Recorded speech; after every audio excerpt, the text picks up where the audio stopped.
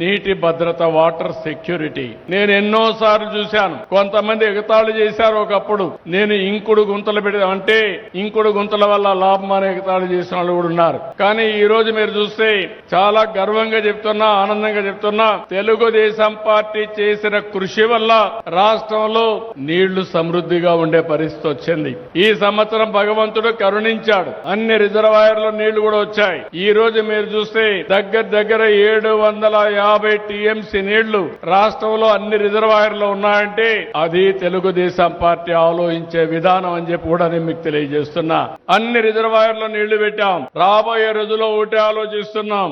ఆంధ్రప్రదేశ్ రాష్ట్రానికి కొన్ని వనరులున్నాయి. గోదావరి, కృష్ణ, పెన్న, వంశధార నదులున్నాయి. కానీ కొన్ని నదులు విపరీతమైన నీళ్లు వచ్చే పరిస్థితి వస్తుంది. గోదావరి మీరు చూస్తే దగ్గర 3000 నుంచి 4000 టీఎంసీ నీళ్లు సముద్రంలోకి పోతున్నాయి. అక్కడి నుంచి ఒక 500 టీఎంసీ నీళ్లు నదుల అనుసంధానం ద్వారా అన్ని జిల్లాలకు తీసుకుపోగలిగితే ఇంకా కరువు అనే మాట రాదు. అందుకే మీరు ఒకసారి చూసినప్పుడు 2014లో ఆ రోజు గోదావరి నుంచి కృష్ణా నదికి అనుసంధానం చేశాం పట్టసీమ ద్వారా.